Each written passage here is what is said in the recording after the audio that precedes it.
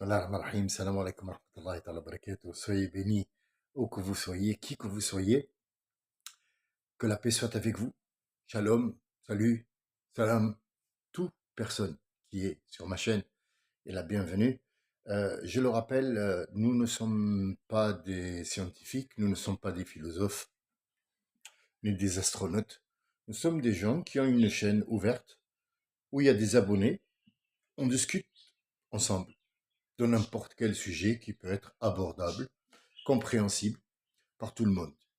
Après, nous avons bien sûr, excusez-moi du terme, des mouches à merde qui rentrent, malheureusement, mais ça, c'est pas un problème. Euh, Aujourd'hui, j'ai voulu attirer l'attention sur quelque chose qui peut être dangereuse, nuire, ou alors il y a un gros intérêt derrière, financier. Euh, Chaque fois qu'on parle de gens, on les met tout de suite dans une case.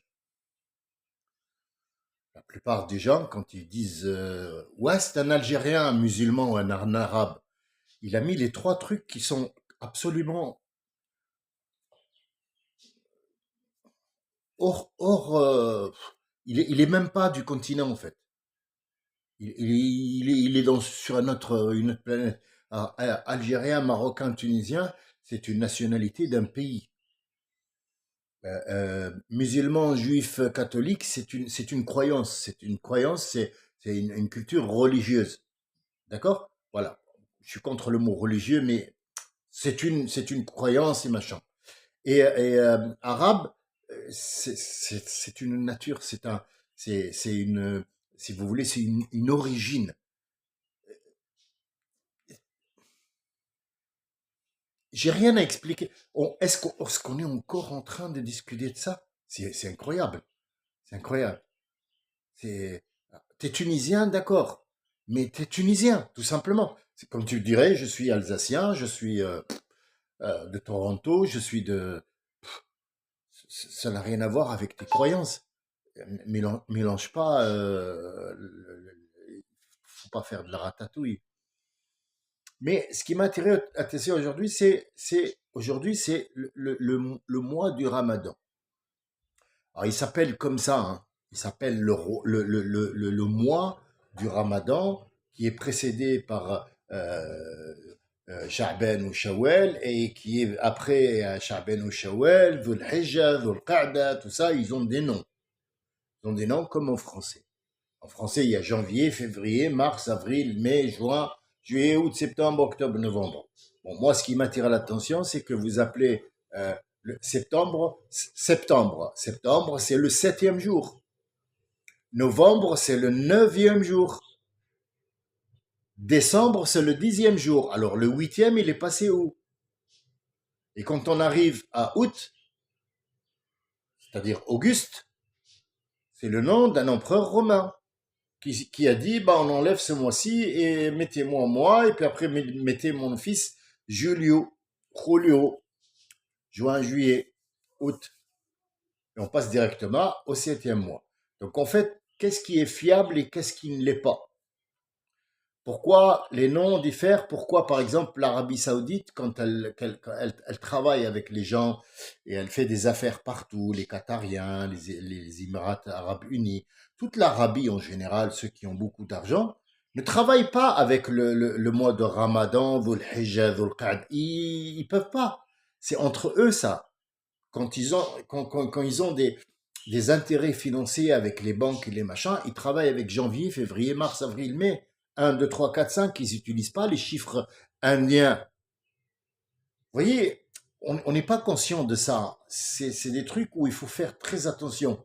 Alors, il y a des crétins qui te disent, bon, bah, votre chaîne, il est hyper chiante et ça m'intéresse pas. Oui, mais va en boîte de nuit, personne ne t'a invité dans ma chaîne. Dans ma chaîne, c'est des gens qui sont chiants. Et nous, on adore ça. Bon, alors, si tu veux aller chier, va chier ailleurs, pas chez moi. Je voulais vous montrer. Je le ferai pas maintenant parce que sinon je vais vous dégoûter. Euh, c'est même pas des gens pour lesquels je vais encore donner du temps. Mais laissez-moi vous parler du mois de Ramadan. C'est un mois. il s'appelle comme ça, comme janvier, février, mars.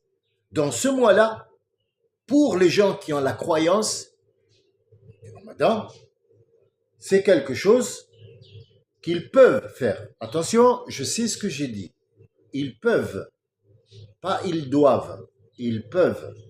Peu importe ce que vous allez me dire. Il y a des gens qui vont m'attaquer, ça c'est clair, net et très précis. Parce que ça les arrange pas. Alors ces gens-là, ils sont dans différentes branches, bien sûr. Il y a les religieux qui vont me scarifier, d'accord? Il y a les commerçants qui vont me flinguer, d'accord? Donc, dans les deux cas, je vais être insulté et je le sais. Alors, est-ce que ça m'embouche un coin? Non. Non, ça peut toucher une couille sans bouger l'autre. Tu vois, c'est comme dirait Macron. C'est, voilà. Alors, qu'est-ce qui se passe dans ce mois? D'où on tient nos informations que dans ce mois, il faut jeûner. Alors, il faut, c'est un ordre, c'est une obligation. Il faut que tu arrêtes. Je te somme d'arrêter. C'est un ordre et c'est une attention, je te mets en garde. Le jeûne, c'est pas une obligation. C'est pas il faut. Moi, tous ces imams et des machins et trucs qui ont fait, c'est vrai, ils ont fait quelque chose qui, pour eux, pour rassembler tout le monde, ils leur font croire que tatati tatata, parce que sinon, si tu leur donnes un petit peu de mou, ils vont... Je comprends, tout à fait. Mais il faut leur implanter d'abord la croyance, peu importe laquelle, pour qu'après, ils suivent les instructions. Tu viens pas à quelqu'un que tu as laissé à l'abandon pendant 50 ans et tu viens après lui dire le Ramadan et tu vas aller en enfer. Et Allah il a dit sur la Mecque. Arrête, arrête. Ah, je t'écoute pas. Je t'écoute plus. Tu n'as, pour moi, tu n'as aucun intérêt en fait. Bien. Quand on revient à ce Coran, on trouve Ya ayyuhalladhina amanu. Putain, mais réveillez-vous les gars. C'est grave. Même le Dieu Tout-Puissant qui te parle, regarde, subhanallah, il s'est rabaissé à te parler niveau. C'est un Dieu. Il peut t'anéantir, toi et ton monde, en 5 secondes. Un petit tsunami. Pff, ça y est, t'es parti. T'es parti. Un petit tremblement de terre, t'es parti. Une éruption solaire, t'es brûlé. Au 6e degré, pas au 3e. Au 6e degré, t'es brûlé. Mais il s'est rabaissé à te parler. Ya ayyuhalladhina amanu. Oh, vous, les croyants, ceux qui n'y croient pas, ne sont pas concernés par l'histoire. C'est une phrase que tout le monde, dans n'importe quel langage, utilise. Oui, monsieur, dans un plateau de télé, monsieur Sarkozy, bonjour monsieur Sarkozy, l'autre lui dit, bonjour madame Apolline de Malherbe, par exemple.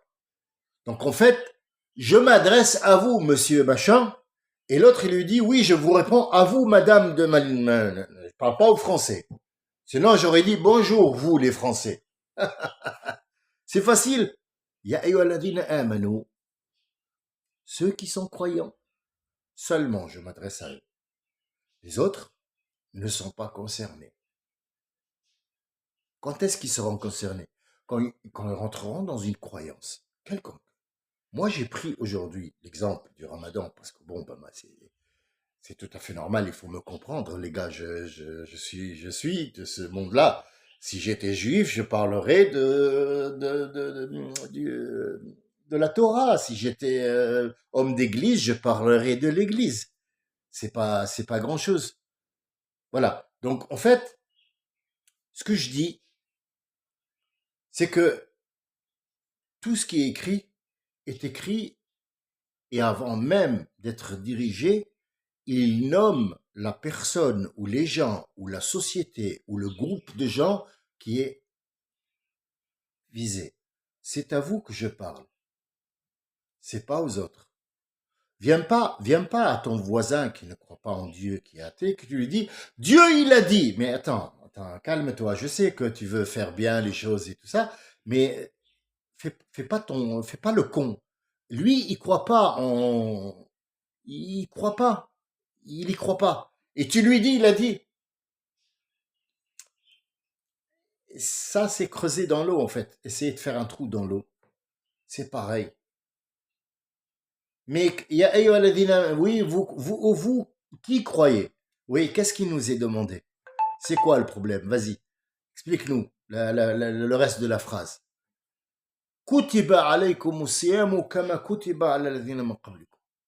Il a été prescrit comme une ordonnance. C'est une ordonnance. Je vous ai prescrit le jeûne comme je l'ai fait pour les autres. Sauf que pour les autres, ce n'était pas la même chose. Pour vous, je vais vous mettre à l'épreuve. Si vous le voulez bien, il ne fait pas partie, il ne fait pas partie des obligations, il fait partie des choses que toi, tu vas faire de ton propre plein gré pour te rapprocher de moi encore plus. Alors, est-ce que c'est une privation? Non, c'est pas une privation. Ne pas manger toute la journée, c'est pas une privation. Les Français, là, je vous dis les Français, ça peut être les Allemands, ça peut être truc, mais bon, je suis en France, je parle des Français. Les Français le font comme étant une cure. Il y a des gens qui montent à la montagne pour faire le jeûne. C'est une cure. Les docteurs le préconisent pour certaines personnes. Il leur dit, voilà, le jeûne, c'est une très bonne idée pour tatati, tatata, tatata. Donc, est-ce que je suis en train de prêcher? Non. Où je veux en venir, vous allez comprendre.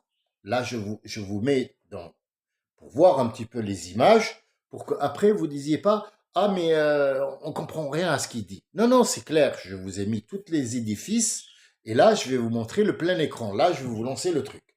Alors, rentrons dans le vif du sujet. Quand ce mois rentre et que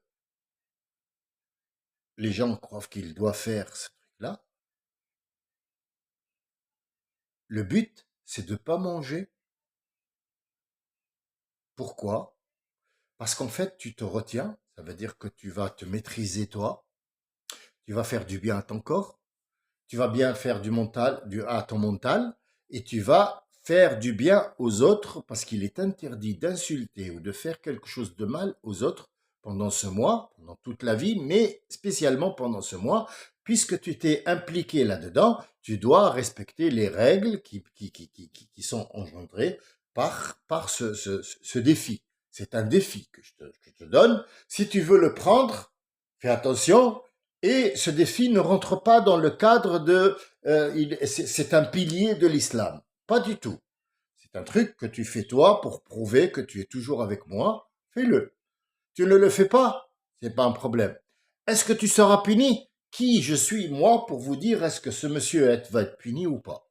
Par contre, notre prophète, tellement ce truc il est bien et qui va nous rendre service dans la vie, a préconisé qu'il soit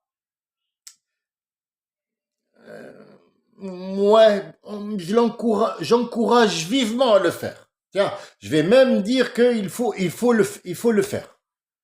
Il a le droit, lui. Pourquoi? Parce qu'il a vu, loin, que c'était un truc très bien pour la société.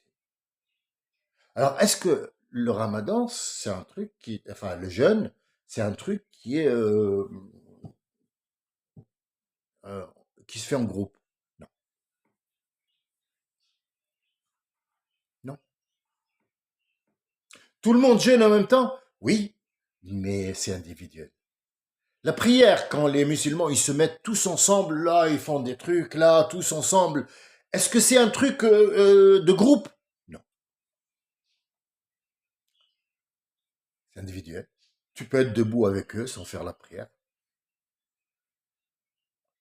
Tu peux être debout en faisant la prière.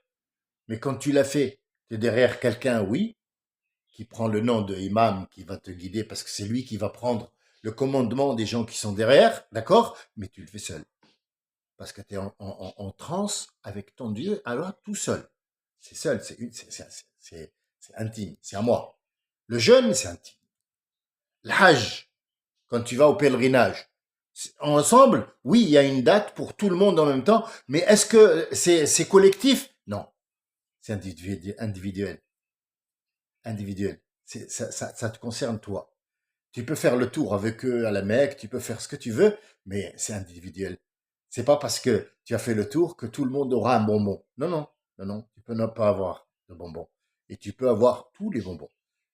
C'est individuel. Et le mot la ilaha illallah Muhammad Rasulullah, c'est-à-dire je témoigne que Dieu est seul et unique. Est-ce que c'est collectif? Non, c'est individuel.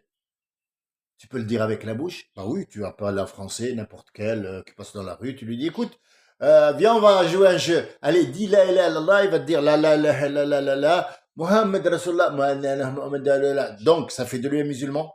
Non, non, monsieur, non. Mais alors, qu'est-ce que c'est devenu tout ça? Tous ces principes, toute cette logique. Qu'est-ce que c'est devenu? On sort du bienfait du corps, on sort du bienfait de le mental, on sort du bienfait social, on sort du bienfait religieux pour entrer dans un monde qui est le monde des finances. Carrefour, je vous le dis tout de suite, et je nomme, oui, oui, oui, je nomme les noms.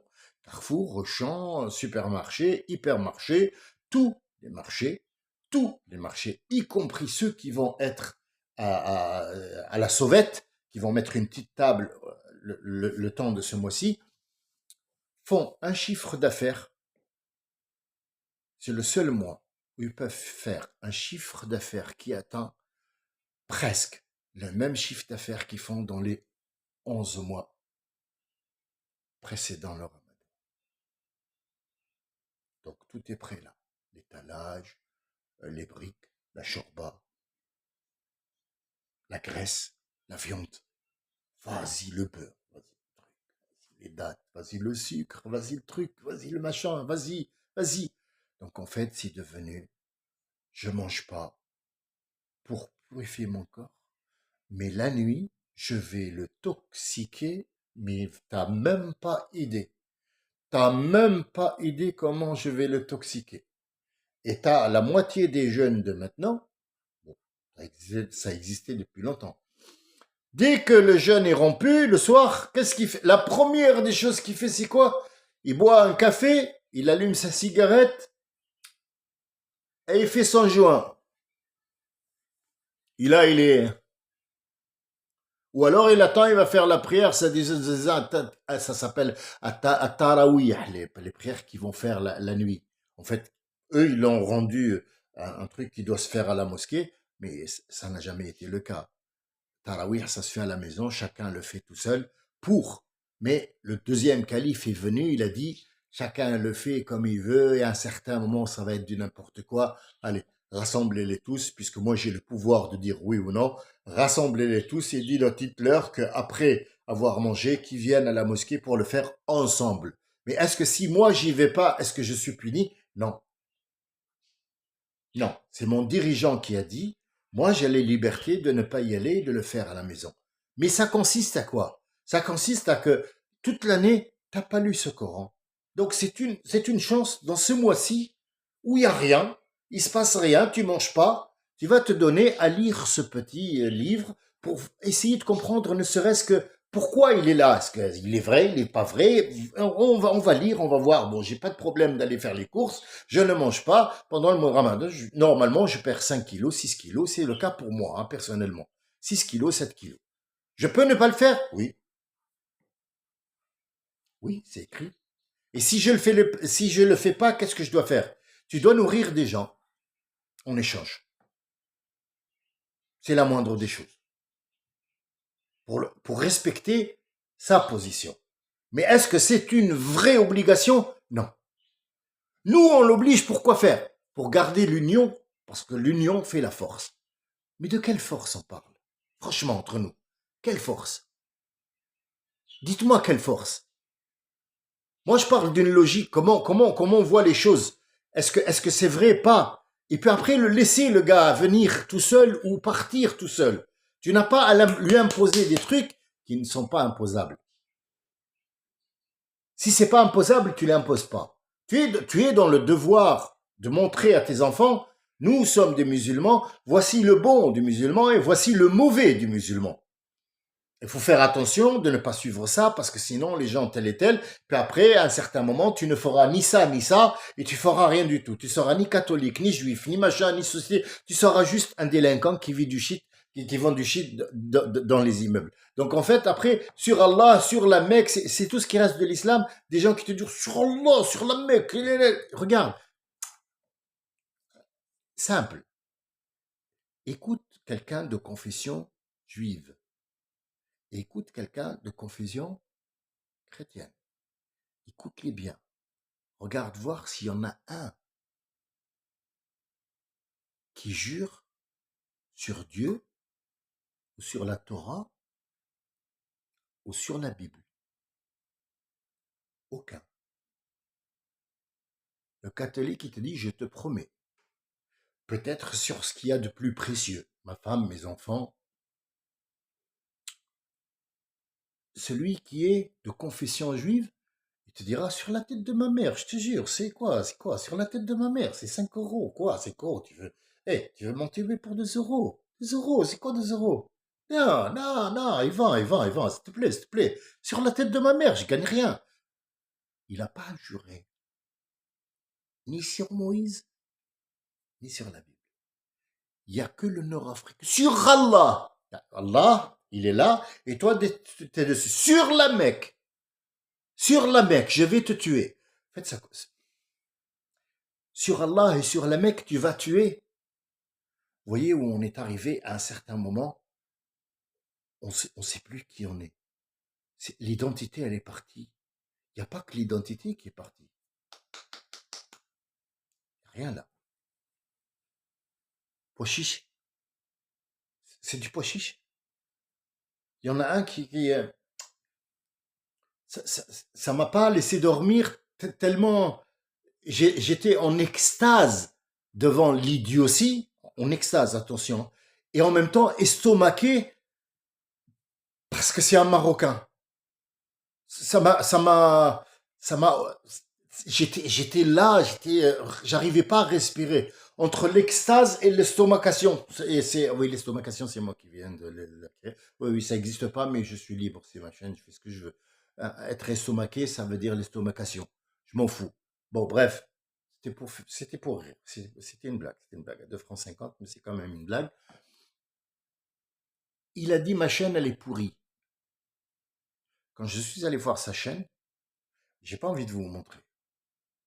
J'ai pas envie de vous montrer. Parce que franchement,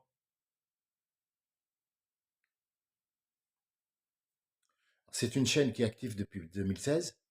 Ce monsieur, il s'appelle J'ai deux visages. J'ai deux vies, c'est un jeu de mots. Deux vies sages.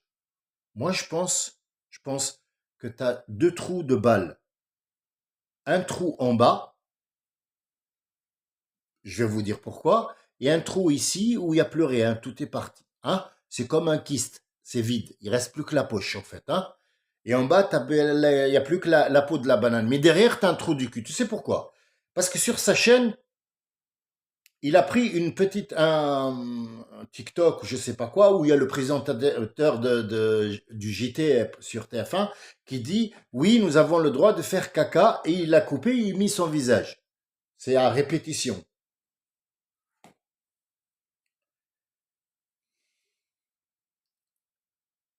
Ma chaîne, elle est pourrie.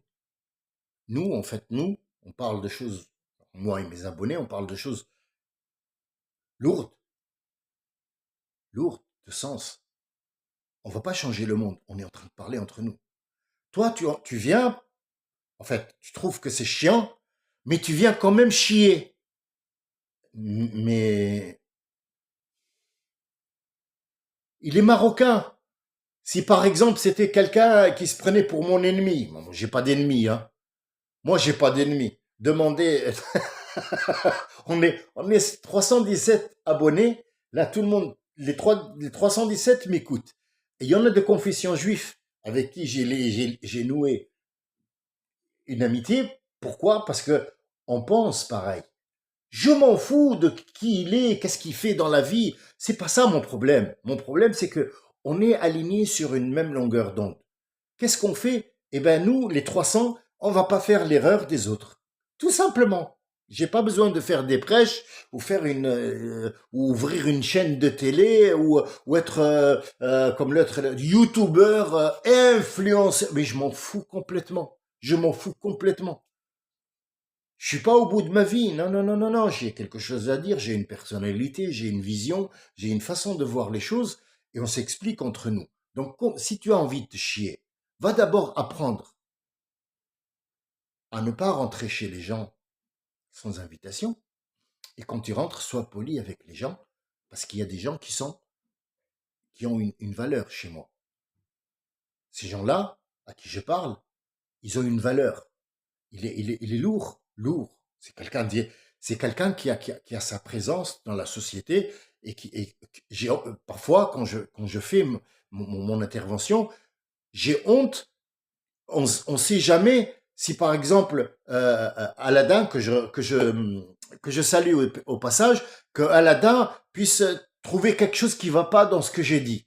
J'ai honte, j'ai peur en fait. Pourquoi? Parce que je le respecte trop. C'est quelqu'un qui a les idées claires et qui regarde, qui observe, qui écoute. Donc ces gens-là, ils sont vifs, ils sont pleins. Il a de la caboche, c'est quelqu'un, c'est pas une merde comme toi. Malheureusement, je dois m'arrêter parce que le temps file et que les gens n'ont pas le temps d'écouter plus ou d'aller plus. Mais le sujet est à creuser. T'as creusé. J'ai pas encore terminé, même pas terminé avec l'histoire du jeune qui est complètement arrivé chez nous fou. Il n'y a pas que ça qui est faux. Donc on doit tout déconstruire et tout reconstruire sur des bases que le Dieu lui-même veut. Il veut quelqu'un d'intelligent. Le mot qui se répète, qui se répète, qui se répète, qui se répète, je vais le dire en arabe et je vais le traduire, peut-être pas tout le sens, mais juste le sens, pas littérairement. Les qawmun ya'qiloun, les qawmun yatafakkaroun, les qawmun yatadhakkaroun. Toujours dans le tac, tac, tac, tac, tac, tac, tac. C'est toujours ça. Pour des gens qui réfléchissent. Pour des gens qui savent utiliser le cerveau. Pour des gens qui savent reconnaître la vérité. C'est ça. C'est un. C'est une des explications. Ça va encore plus loin, mais ça, dans le cerveau. J'espère que vos cerveaux sont ouverts et que ces mouches amères ne viennent pas perturber notre conversation. J'espère avoir apporté une petite idée à creuser, à voir un petit peu pourquoi et comment, pour savoir que il y a des choses qui sont bien. C'est pas parce qu'ils portent un nom qu'on n'aime pas qu'ils sont pas bien. J'espère avoir été à la hauteur de mes interventions comme d'habitude. Je vous souhaite une très bonne journée. Je vous dis peut-être à bientôt. Et si jamais j'ai un truc qui tourne dans la tête, je viendrai vous en parler tout de suite. Salam alaikum. Shalom. Salam à tout le monde. À bientôt.